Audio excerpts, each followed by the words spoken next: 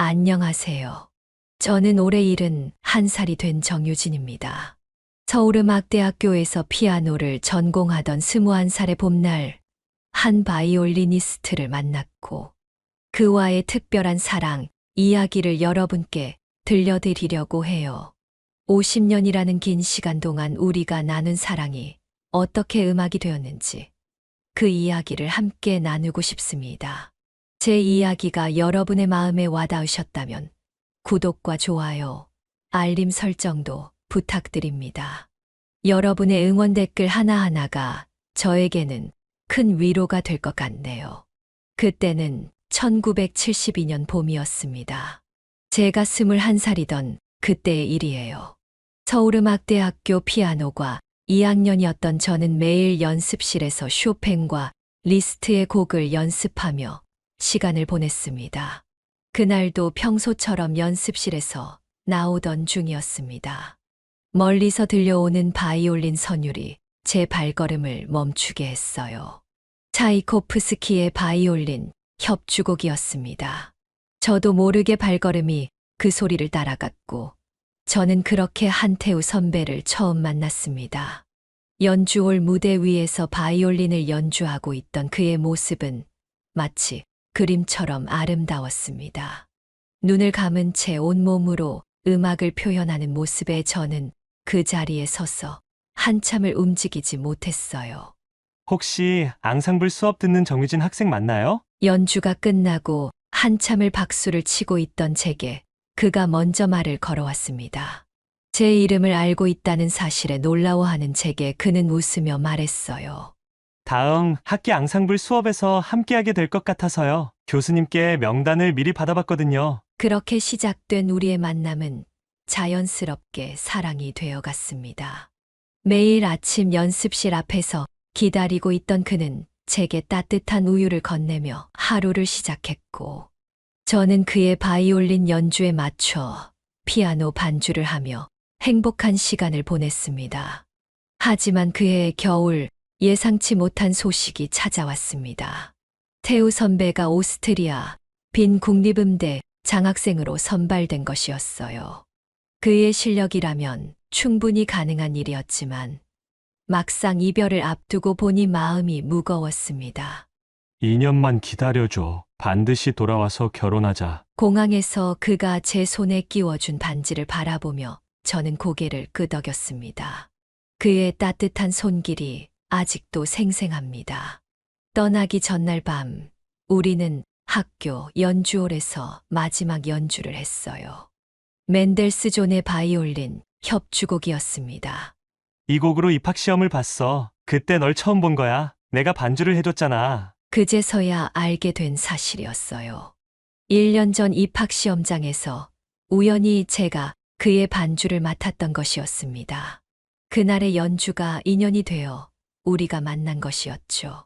돌아오면 이 곡으로 우리 결혼식 하자. 내가 피아노 치고 내가 바이올린 연주하면서. 눈물이 흐르는 것을 참으며 저는 피아노 건반을 두드렸습니다. 우리의 마지막 연주였지만 그때는 몰랐습니다. 이것이 정말 마지막이 될 줄은요. 처음 두 달은 매일 편지가 왔습니다. 빈에서의 생활, 음악 공부, 그리고 저를 향한 그리움이 빼곡히 적혀 있었어요. 태우 선배는 종종 작은 악보를 동봉하기도 했습니다. 제게 들려주고 싶은 곡이라며 언젠가 함께 연주하자는 메시지와 함께요. 오늘은 슈베르트의 곡을 배웠어. 이곳은 정말 음악의 도시야. 거리 곳곳에서 음악이 들려. 얼른 돌아가서 너와 함께 연주하고 싶어. 그의 편지를 읽으며 저는 매일 피아노 연습을 했습니다. 2년 후 그가 돌아왔을 때 더 성장한 모습을 보여주고 싶었거든요. 하지만 3개월이 지나자 편지가 뜸해지기 시작했습니다. 한 달에 한 번, 그리고 2달에 한 번으로 줄어들더니 결국 6개월 후부터는 완전히 끊겨버렸어요. 그 즈음 저는 충격적인 사실을 알게 되었습니다. 제가 임신을 했다는 것을요. 아침마다 찾아오는 구토의 병원을 찾았다가 알게 된 소식이었습니다. 처음에는 어떻게 해야 할지 막막했어요.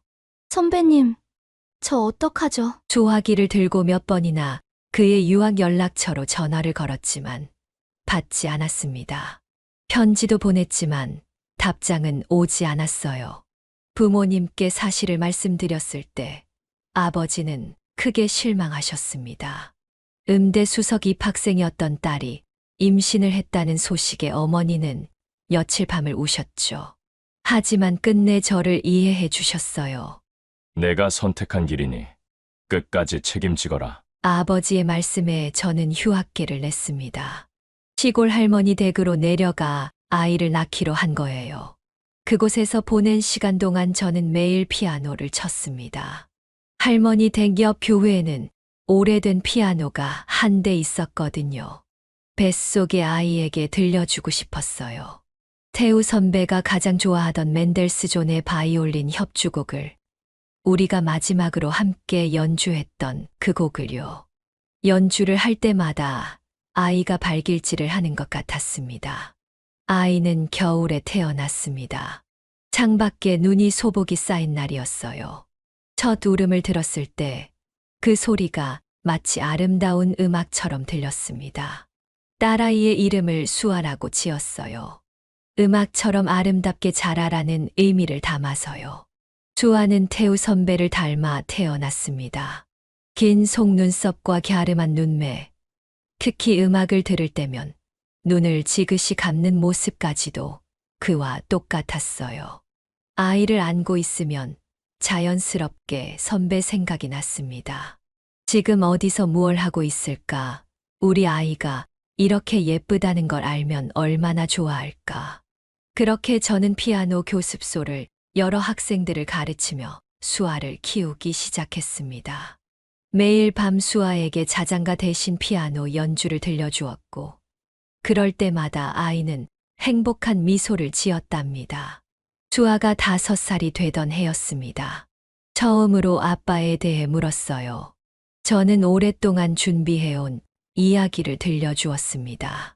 수아 아빠는 세계적인 바이올리니스트가 되려고 오스트리아로 가셨어. 비엔나 피라모닉 오케스트라에서 연주하시다가 안타깝게 사고로 실종되셨대. 거짓말이었지만 그때는 그것이 최선이라고 생각했습니다. 어린 수아에게 아빠가 우리를 버리고 떠났다고 말할 수는 없었으니까요. 우리 수아가 아빠를 닮아서 그런지 음악을 참 좋아하는구나. 피아노 소리만 들리면 달려오는 수아를 보며 말했습니다. 놀랍게도 수아는 자연스럽게 바이올린에 관심을 보였어요. 제가 피아노를 가르치는 동안 수아는 옆에서 장난감 바이올린을 들고 연주하는 신용을 했습니다. 엄마, 나도 아빠처럼 바이올린 배우고 싶어요. 6살이 된 수아의 말에 저는 망설임 없이 바이올린을 사주었습니다. 그날부터 우리의 작은 교습소는 피아노와 바이올린의 선율로 가득 찼어요. 매년 봄이면 저는 수아를 데리고 음악대학 연주호를 찾았습니다.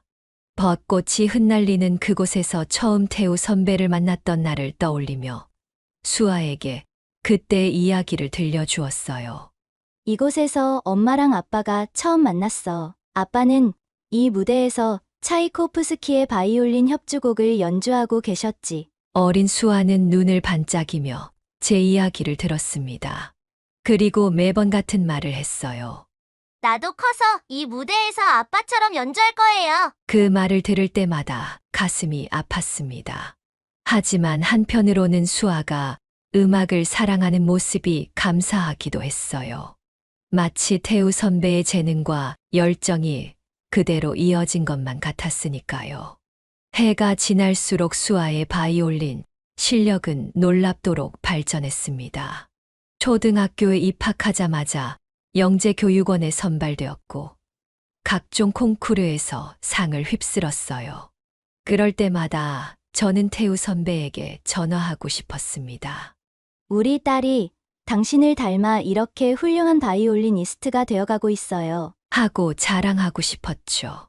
하지만 그저 마음속으로만 삼켜야 했습니다.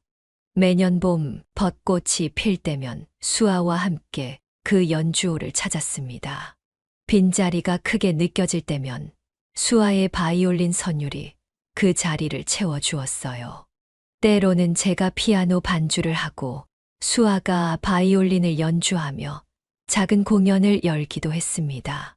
엄마, 이렇게 연주하면 하늘에서 아빠도 듣고 계실까요? 그런 수아의 물음에 저는 말없이 고개를 끄덕였습니다. 눈물이 날 것 같아서 말을 할 수 없었어요. 그저 피아노 건반을 더 세게 누르며 감정을 삼켰을 뿐입니다. 그로부터 50년의 시간이 흘렀습니다. 어느 날 제자의 졸업 연주회에 참석했을 때였어요. 공연장 로비에서 우연히 한 노인과 마주쳤습니다.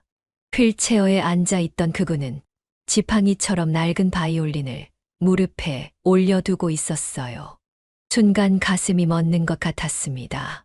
하얗게 센 머리카락, 깊이 패인 주름살에도 그 눈빛만큼은 50년 전 그대로였어요. 바이올린을 쥐고 있는 손가락의 모양까지도 너무나 익숙했습니다. 혹시 유진이? 떨리는 목소리로 그가 먼저 말을 걸어왔습니다. 그 순간 저는 알았어요. 제가 그토록 기다렸던 한태우라는 것을. 그가 다시 내 앞에 나타났다는 사실이 믿기지 않았습니다. 정말 태우 선배 맞으신가요? 한참을 말없이 서로를 바라보았습니다. 시간이 멈춘 것 같았어요. 마치 50년 전 그날 공항에서 이별하던 순간으로 돌아간 것만 같았습니다.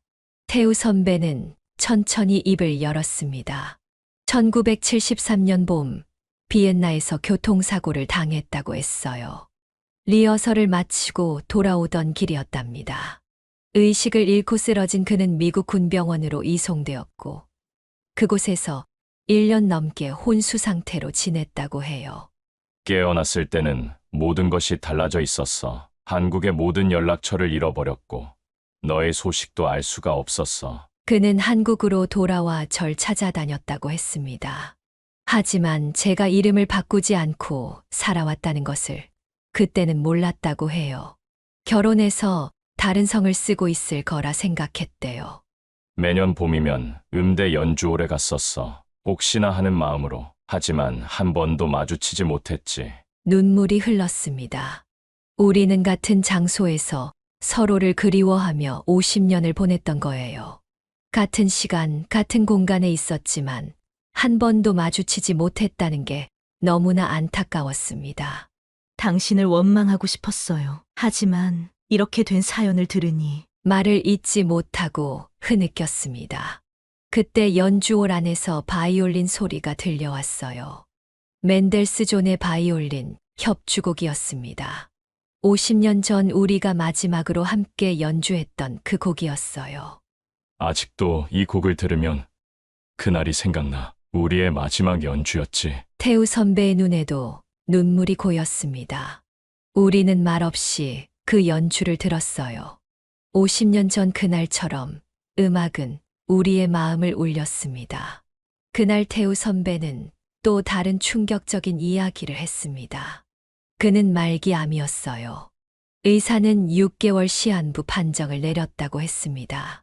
그 말을 듣는 순간 이제 겨우 찾았는데 또다시 이별해야 한다는 생각에 가슴이 무너져 내렸습니다. 선배님 제가 말씀드릴 게 있어요. 떨리는 목소리로 수아의 이야기를 꺼냈습니다. 사진을 꺼내 보여드리자 그의 눈에서 눈물이 흘러내렸어요. 사진 속 수아는 무대 위에서 바이올린을 연주하고 있었습니다. 우리 딸이에요. 선배님을 닮아 바이올리니스트가 되었어요. 태우 선배는 한동안 말을 잇지 못했습니다. 떨리는 손으로 사진을 매만지며 수아의 얼굴을 한참 동안 바라보았어요. 내가 아버지였구나. 그의 목소리가 흔들렸습니다. 수아는 이미 세계적인 바이올리니스트가 되어 있었어요. 유럽과 미국을 오가며 연주 활동을 하고 있었죠. 그날 저녁 수아에게 전화를 걸었습니다. 딸은 파리에서 공연 중이었어요. 떨리는 목소리로 아버지를 찾았다고 전했습니다. 엄마, 내일 당장 귀국할게요. 다음 날 수아는 모든 일정을 취소하고 한국으로 돌아왔습니다. 병실에서 처음 만난 부녀는 말없이 서로를 바라보며 울기만 했어요. 아버님, 제가 연주해도 될까요? 수아는 가방에서 바이올린을 꺼냈습니다. 그리고 태우 선배가 가장 사랑했던 멘델스존의 바이올린 협주곡을 연주하기 시작했어요. 병실은 순식간에 작은 연주홀이 되었습니다. 창가에 놓인 피아노에 앉아 저도 반주를 시작했어요. 50년 만에 우리 가족은 처음으로 함께 연주를 하게 된 것입니다. 그날 이후로 수아는 해외 공연 일정을 모두 취소했습니다. 대신 매일 저녁 병실에서 작은 공연을 열었어요. 때로는 혼자서, 때로는 제 반주에 맞춰 연주했습니다. 이렇게 아름다운 딸을 두었구나. 태우 선배는 수아의 연주를 들을 때면 늘 행복한 미소를 지었습니다. 비록 늦게 만났지만 우리는 음악으로 하나가 되어 갔어요. 병실은 매일 밤 음악으로 가득 찼습니다. 간호사들도 일부러 병실 문을 열어두고 연주를 듣곤 했어요. 우리 가족의 작은 음악회는 병원 전체의 힐링 타임이 되었습니다. 이제야 알겠어. 내가 왜 그토록 음악을 사랑했는지. 우리 가족이 음악으로 하나 될 수 있도록 운명이 준비한 거였나 봐. 태우 선배의 말에 우리는 모두 눈물을 흘렸습니다. 50년의 시간이 결코 헛되지 않았다는 걸 깨달았어요. 그로부터 한 달이 지났을 무렵 태우 선배의 상태가 급격히 나빠졌습니다. 의식이 점점 희미해져 갔고 통증도 심해졌어요. 그러던 어느 날 선배가 제게 조용히 말을 건넸습니다. 유진아, 이제 시간이 얼마 남지 않은 것 같아. 마지막으로 부탁이 하나 있어. 떨리는 목소리로 그가 말했습니다. 50년 전 약속했던 그 결혼식을 하고 싶다고요. 수아가 바이올린을 연주하고 제가 피아노를 치는 그런 작은 결혼식을요. 눈물이 앞을 가렸지만 저는 고개를 끄덕였습니다. 수아가 발벗고 나섰어요. 병원 원목 신부님을 모시고 와서 즉석에서 작은 예식을 준비했습니다. 병실은 순식간에 아름다운 예식장으로 변했어요. 간호사들이 병실을 꾸미고 의사 선생님들도 축하해 주러 오셨습니다. 제가 흰 원피스를 입고 태우 선배는 정장을 입었어요. 태우 선배는 떨리는 손으로 반지를 끼워 주었습니다. 50년 전 공항에서 받았던 그 반지와 똑같은 모양이었어요. 알고 보니 그동안 계속 간직하고 있었다고 했습니다. 수아가 바이올린을 들었습니다. 멘델스존의 바이올린 협주곡이 울려 퍼졌어요. 50년 전 우리가 약속했던 그 곡이었습니다. 제가 피아노 반주를 하고 수아가 바이올린을 연주하는 동안 우리는 서로를 바라보며 미소 지었습니다. 이제야 약속을 지켜서 다행이야. 태우 선배의 눈에서 눈물이 흘렀습니다. 저도 울컥했어요. 50년이 지나서야 이루어진 우리의 결혼식은 그렇게 눈물로 시작되었습니다. 하지만 행복도 잠시, 일주일 후 태우 선배의 상태는 급격히 나빠졌어요. 의식이 점점 흐려지고 말씀도 잘 못하게 되셨습니다. 그래도 수아의 바이올린 소리가 들리면 미소를 지으셨어요. 마지막 날, 태우 선배는 저와 수아의 손을 꼭 잡았습니다. 희미한 의식 속에서도 우리를 알아보셨어요. 수아는 아버지의 곁에서 마지막으로 바이올린을 연주했습니다. 고마워. 이렇게 행복하게 보내게 해줘서. 그것이 태우 선배의 마지막 말이었습니다. 바이올린 선율이 울려 퍼지는 가운데 그는 평화로운 얼굴로 눈을 감았어요. 마치 달콤한 자장가를 들으며 잠드는 것처럼 조용히. 수아의 바이올린 소리가 멈추고 병실에는 깊은 정적만이 남았습니다. 우리는 말없이 서로를 끌어안았어요. 비록 일주일이라는 짧은 시간이었지만 우리는 진정한 가족으로서의 순간들을 보낼 수 있었습니다. 장례를 치르고 병실을 정리하던 중 낡은 가죽 가방 하나를 발견했습니다. 그 안에는 빛바랜 악보철이 있었어요. 50년 동안 태우 선배가 써온 곡들이었습니다. 첫 페이지를 펼치자 눈물이 왈칵 쏟아졌습니다. 1972년 12월 15일, 우리가 이별하던 날짜가 적혀 있었어요. 제목은 유진에게였습니다. 그가 비엔나로 떠나기 전 마지막으로 작곡한 곡이었어요. 페이지를 넘길 때마다 저를 향한 그의 마음이 온전히 전해져 왔습니다. 1973년 봄에는 서울의 벚꽃이라는 곡이 있었고, 여름에는 비가 내리는 날에 연가가 있었어요. 악보 구석구석에는 저를 그리워하는 메모들이 빼곡했습니다. 오늘도 유진이 생각에 잠을 이루지 못했다. 이 곡을 들려주고 싶은데 사고를 당한 후에도 그는 계속해서 곡을 써내려갔습니다. 병상에 누워 있으면서도 악보를 놓지 않았다고 해요. 의식이 돌아온 후에는 더욱 열심히 작곡했다고 합니다. 언젠가는 꼭 유진이를 찾아서 이 곡들을 들려주고 싶다. 그의 절절한 그리움이 악보 속에 고스란히 담겨 있었습니다. 수아도 아버지의 악보를 보며 눈물을 흘렸어요. 우리도 몰랐던 아버지의 마음이 이렇게 깊었다는 것에 가슴이 아팠습니다. 마지막 악보는 일주일 전 병실에서 쓴 것이었어요. 제목은 50년의 기다림, 그리고 만남이었습니다. 악보 위에는 떨리는 글씨로 이렇게 적혀 있었어요.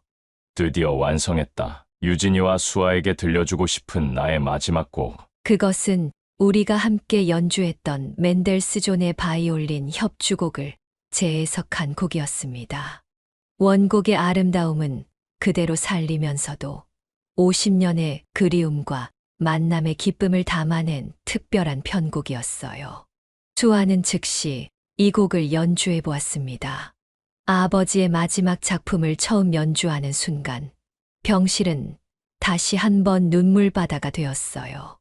아버지, 이렇게 아름다운 선물을 남겨주셔서 감사해요. 악보 철맨 마지막 장에는 편지가 한 통 들어 있었습니다. 저와 수아에게 쓴 마지막 편지였어요. 그는 이렇게 적어 놓았습니다.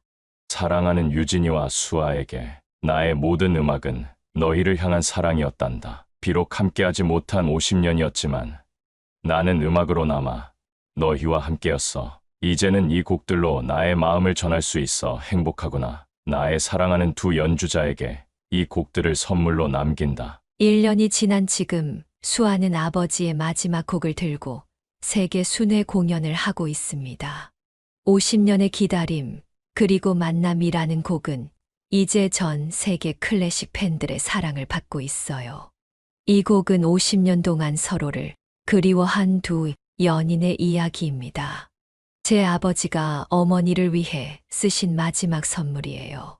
수아는 매 공연장에서 이렇게 소개를 합니다. 관객들은 그 사연을 듣고 눈시울을 적시며 수아의 연주에 깊은 감동을 받는다고 해요. 저는 이제 예전 제자들과 함께 음악 교실을 운영하고 있습니다. 태우 선배가 남긴 악보들로 새로운 교육 프로그램을 만들었어요. 특히 형편이 어려운 아이들에게 무료로 피아노를 가르치고 있습니다. 선생님, 저도 나중에 수아 언니처럼 될 수 있을까요? 아이들은 종종 이렇게 묻습니다. 그때마다 저는 미소를 지으며 대답해요. 그럼요. 음악은 우리 모두의 것이니까요. 열심히 연습하면 꿈을 이룰 수 있어요. 매주 토요일이면 작은 음악회를 엽니다. 아이들이 차례로 연주를 하고 마지막에는 제가 태우 선배의 곡을 연주해요. 그의 음악을 통해 아이들이 꿈과 희망을 키워가는 모습을 보면 가슴이 따뜻해집니다. 어머니, 아버지의 음악이 이렇게 많은 사람들에게 희망이 되고 있어요. 얼마 전 수아가 파리 공연을 마치고 전화해서 한 말입니다. 공연장을 가득 메운 관객들이 모두 일어나 기립박수를 쳤다고 해요. 저는 매일 저녁 피아노 앞에 앉습니다. 그리고 태우 선배의 곡을 연주해요. 연주를 하다 보면 그가 제 곁에 앉아 바이올린을 연주하는 것만 같습니다. 당신의 음악이 이렇게 많은 사람들에게 사랑받고 있어요. 피아노를 치며 중얼거립니다. 창밖으로 달빛이 스며들고 멀리서 수아의 바이올린 소리가 들리는 것만 같아요. 우리 가족은 이제 음악으로 영원히 하나가 되었습니다. 저는 매주 음악 교실에서 아이들을 가르치며 태우 선배의 이야기를 들려줍니다. 진정한 사랑과 음악의 힘에 대해, 그리고 절대 꿈을 포기하지 말라는 이야기를요. 사랑하는 마음이 있다면 50년이라는 시간도 잠시일 뿐이에요. 음악처럼 영원한 것은 없으니까요. 매년 봄이 되면 수아와 저는 특별한 약속이 있습니다. 벚꽃이 만발한 날, 태우 선배의 묘소에서 작은 추모 연주회를 여는 것이에요. 수아는 아무리 바쁜 해외 일정 중에도 이날만큼은 꼭 한국으로 돌아옵니다.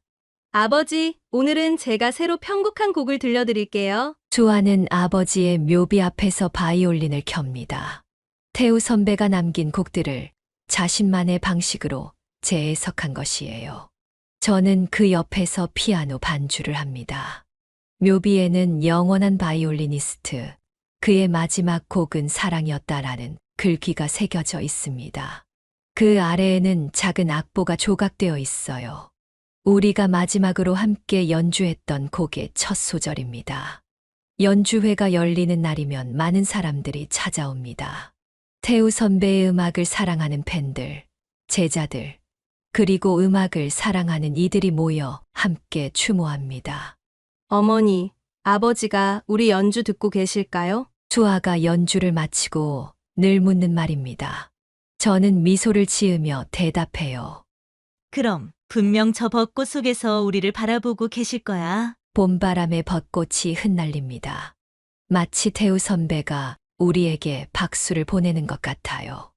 연주회가 끝나면 수아와 저는 묘비 앞에 앉아 이야기를 나눕니다. 아버지, 어제는 런던에서 연주회가 있었어요. 관객들이 아버지의 곡을 정말 좋아하더라고요. 수아가 들려주는 이야기를 들으며 저는 조용히 미소 짓습니다. 태우 선배의 음악이 이렇게 많은 사람들의 마음을 울리고 있다는 사실이 자랑스러워요. 가끔은 제자들도 함께 옵니다. 그들은 태우 선배의 곡을 연주하며 자신들의 꿈과 이야기를 들려줍니다. 묘소 주변은 음악으로 가득 차고 벚꽃은 그 위로 춤추듯 내립니다. 선생님, 이런 아름다운 사랑 이야기가 있다는 게 믿기지 않아요. 제자들이 종종 이렇게 말합니다. 저는 그저 웃으며 대답해요. 진정한 사랑은 시간을 초월하는 법이에요. 우리의 사랑은 음악이 되어 영원히 남았답니다. 해가 저물 때까지 우리는 그렇게 연주를 이어갑니다. 마지막 곡은 늘 50년의 기다림, 그리고 만남이에요. 수아의 바이올린 소리가 하늘로 퍼져나가면 마치 태우 선배가 화답하듯 봄바람이 불어옵니다. 우리의 사랑과 음악은 이렇게 계속될 것입니다. 50년의 기다림이 아름다운 마지막 곡이 되어 돌아온 것처럼 우리의 사랑도 더욱 깊어졌다고 생각합니다. 그 긴 시간 동안 우리는 각자의 방식으로 서로를 사랑했고, 그 사랑은 이제 음악이 되어 전 세계 사람들의 마음을 울리고 있어요. 창밖에 벚꽃이 흩날리고 봄바람이 불어오면 마치 태우 선배가 곁에 있는 것처럼 느껴집니다. 세월이 흘러도 그의 음악은 계속해서 새로운 감동을 선사합니다. 젊은 음악가들이 그의 곡을 새롭게 해석하고 다양한 장르로 편곡하면서 그의 음악은 더욱 풍성해지고 있어요. 할머니, 저도 나중에 외할아버지처럼 멋진 음악가가 될 거예요. 얼마 전에는 수아의 딸이 바이올린을 시작했습니다. 그 모습을 보고 있으면 마치 시간이 거꾸로 흐르는 것 같아요. 우리 가족의 음악은 이렇게 다음 세대로 이어지고 있습니다. 이제는 더 이상 아프지 않습니다. 50년의 기다림도 짧았던 재회의 시간도 모두 우리의 소중한 선물이 되었으니까요. 우리의 사랑은 음악이 되어 영원히 울려 퍼질 것입니다. 매일 밤 창밖의 달을 보며 피아노를 칩니다. 그러면 어디선가 태우 선배의 바이올린 소리가 들려오는 것만 같아요. 우리의 사랑은 이렇게 계속됩니다. 음악이 되어, 추억이 되어, 그리고 영원한 사랑의 이야기가 되어 여기까지 인생의 후반부를 이야기하다 지혜 사연이었습니다. 유진님의 이야기가 마음에 드셨다면 구독, 좋아요, 알림 설정, 댓글까지 부탁드리겠습니다. 끝까지 들어주셔서 진심으로 감사드립니다.